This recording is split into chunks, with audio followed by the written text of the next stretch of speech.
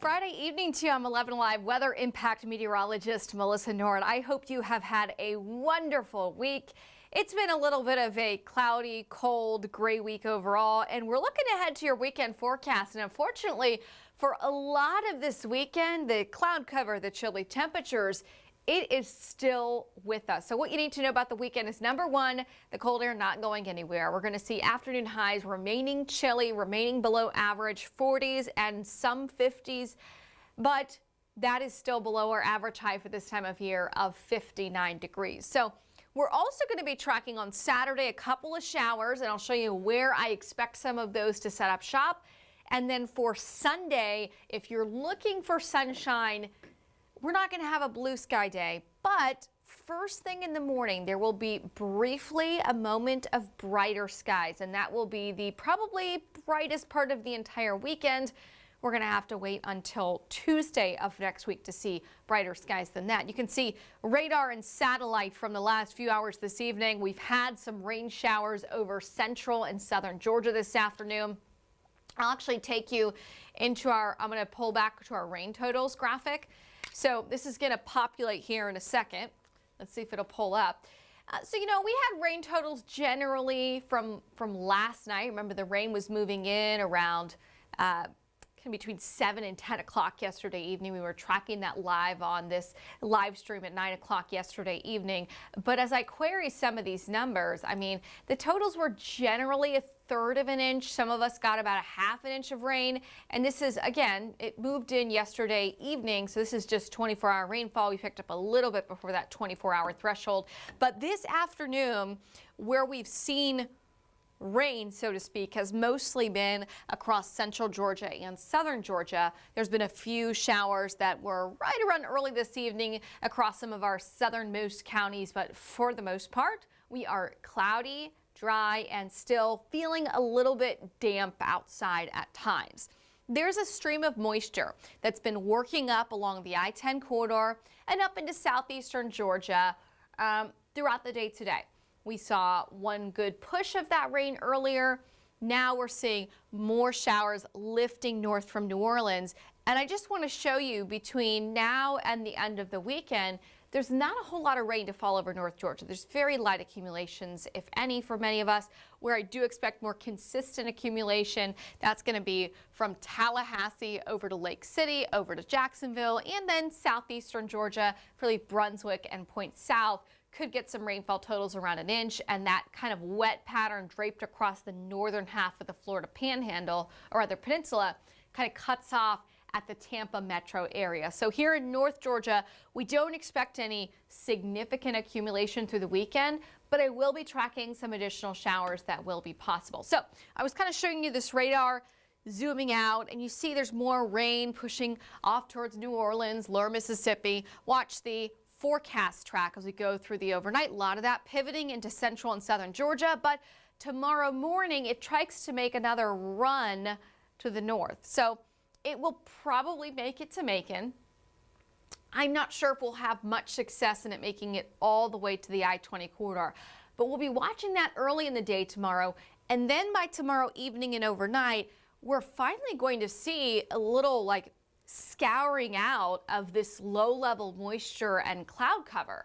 I mean, it's been a really gray and gloomy couple of days in North Georgia. I think by Saturday night and Sunday morning, we might actually see some hints of clear sky out there. Now, rain chance for Saturday. Here in the metro, it's about a 20% chance. That rain chance goes up to 40% once you go kind of south of Peachtree City and Covington. So places like Monticello, Eatonton, out towards Greensboro and Greene County, even Thomaston, maybe LaGrange. You know, there's going to be some showers that are really close to you, and I think we could potentially see some of them moving in tomorrow morning, especially between 9 o'clock in the morning and 2 o'clock in the afternoon. I'm going to show you two different weather models to just kind of compare the northern extent of that rain. This is the first model. This is our in-house graph model. So when we're showing you these things on the live streams, the beauty of these live streams on 11 Live Plus, and if you're joining us on YouTube, thank you for joining us on this Friday night, is that there's not a time limit like we have on TV, and there's also a little less rigidity in our conversational style, right? We can be a little more flexible with showing you that what we're looking at behind the scenes. So I'm going to show you a model comparison of our in-house model versus another model. Both of these are higher resolution models. So in the world of weather model land, okay, we have our standard models, which if you ever hear, oh, the American, the European model, those are operational models that don't have as high of a resolution because they go much further out in the future.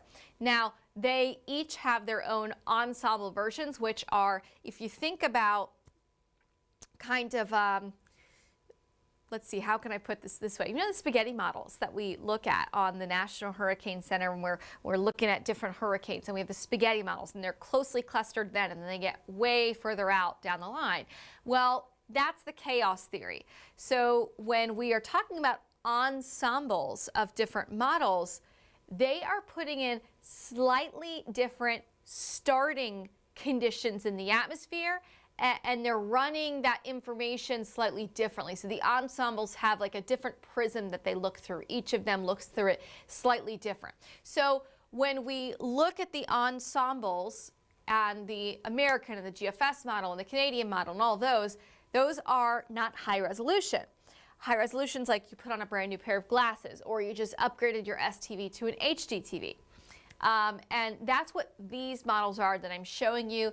They go anywhere from 12 hours out to 60 or 70 hours out, rather, depending on the model. So with that being said, let's go through the graph model, and that shows you the cloud cover sticking around overnight tonight. And then here's 9 o'clock tomorrow morning. The shower's just about to make in. Then they try to lift north, but they're not really fully successful. Then we see the dry air pushing in with northwesterly winds, and it tries to clear those clouds out a bit by the ending of the day tomorrow.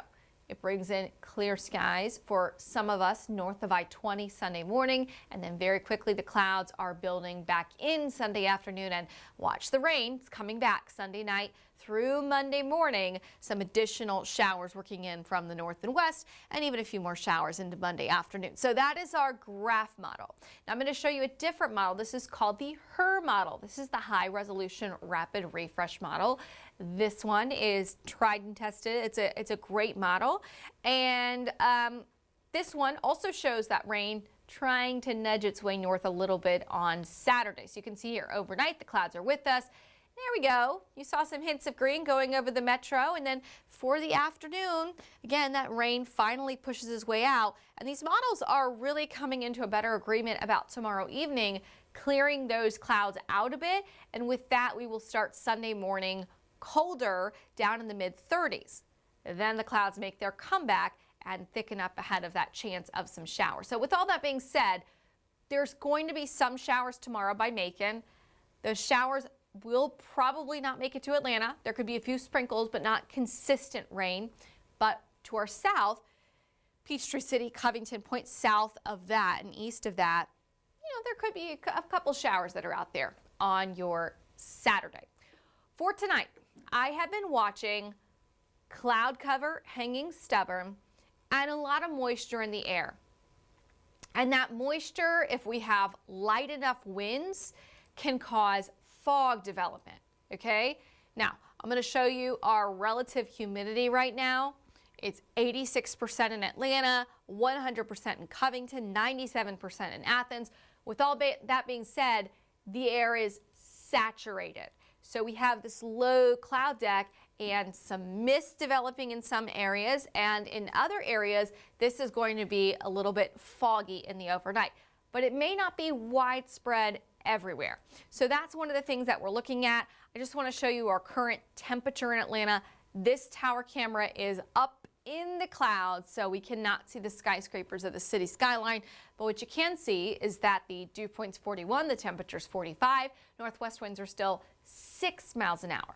So as long as we have a little light wind on the ground, that prevents the fog from really forming and turning thick If those winds turn lighter in the overnight, which we do expect them to calm down a little bit, then we can expect more of that fog to form. So I'll show you our graph model through the overnight with the wind gusts, and you see the winds are overall pretty light through the overnight, especially out in East Georgia. The winds are going to be lighter, so we will watch to see if we get some more of that fog development overnight tonight.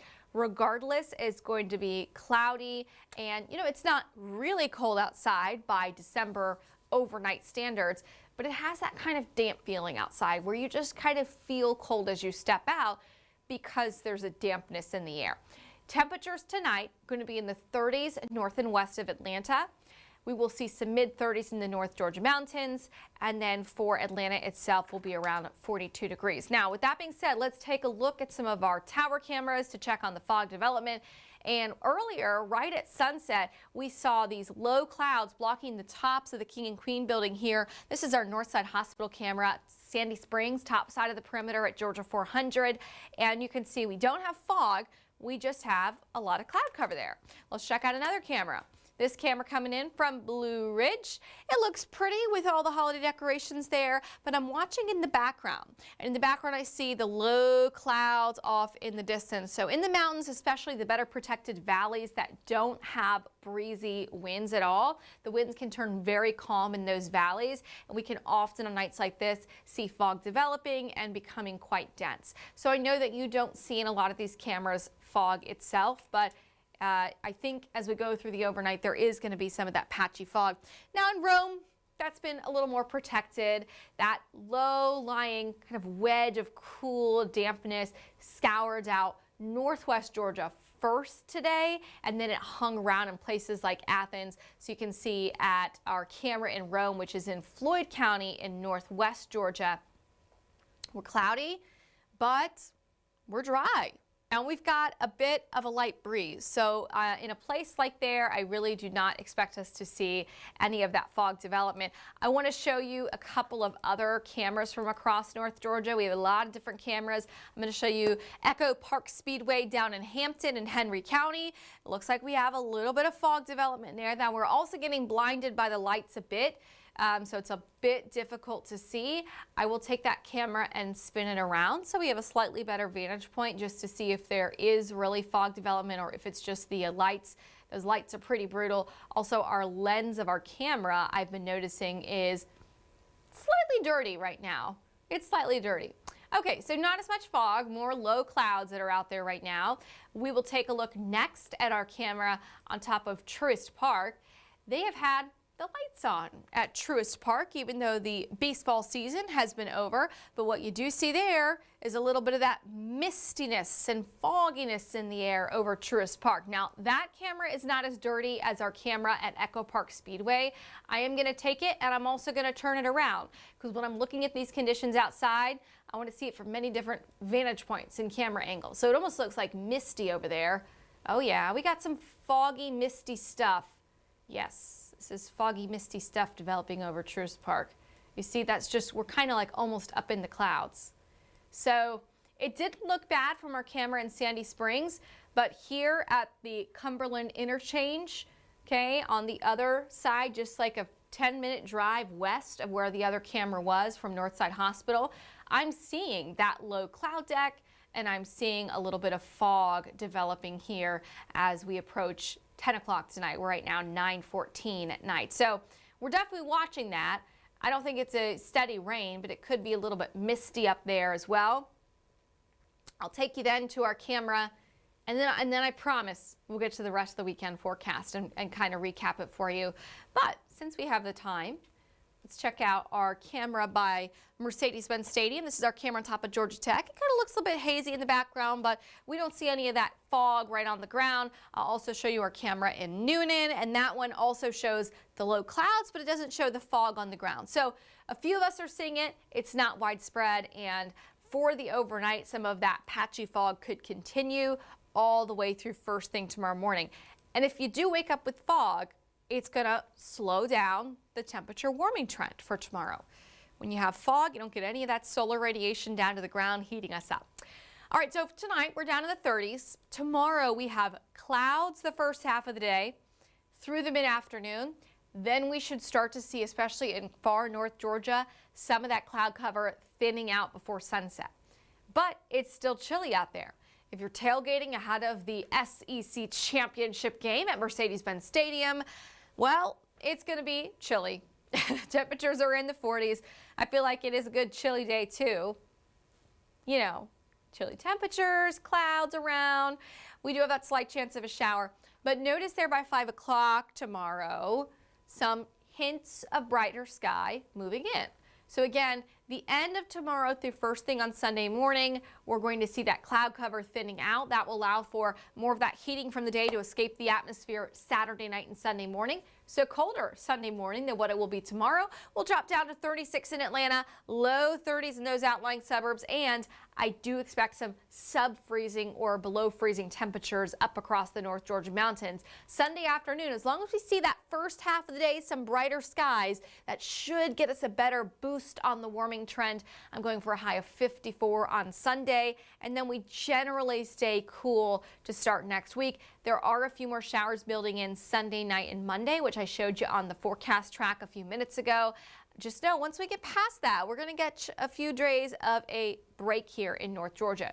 Are we done with the cold? The answer is no, we are not done with the cold. Models through the next really week and a half show colder than average temperatures. We have a lot more 50s for high temperatures through next weekend and even the following week. It's just going to be difficult with our current prognosis on the atmosphere to flip the jet stream pattern and bring in a big ridge of high pressure and warming trend for us. Instead, I think we have more of these colder air intrusions keeping us slightly cooler than normal, not really freezing cold, just a little chillier than normal. We got spoiled mid-November up until Thanksgiving. We had so many 70s and record temperatures up to 80 degrees. This month, Mother Nature's saying, hold on, we got to even out the atmosphere. So chilly temperatures has been the way that it's been going, and it's probably going to go for the next week or so. 7-day forecast you see tomorrow, the cloud cover, that slight chance of some showers, mainly south of Atlanta. For Sunday, we'll actually start with some sunshine first thing in the day, bring in some clouds by the end of the afternoon. Clouds will thicken up Sunday evening. We're tracking some of those rain showers overnight into early on Monday. Monday's high 52, bringing back sunshine by Tuesday, Wednesday, and Thursday. There is one more front coming in Wednesday evening that looks to come through dry at this point, so that will not bring us a substantial chance for rain. Friday night, another front comes in with a 30% chance of some showers. Right now, some of our models have us a lot wetter on Friday than others. I consider it day 7, and I err on the side of being a little conservative on those rain chances. So 30% chance as of right now for rain showers to come back in next Friday. Have a great evening. We'll be back with you on 11 Alive News at 11 p.m. on 11 Alive Plus and 11 Alive on TV as well. And then coming up this weekend, tomorrow morning from 8:30 to 10, meteorologist Nicole Hartford is back. We are so happy to have her back after her maternity leave. She will see you with an updated look at who could see some of those showers over the weekend.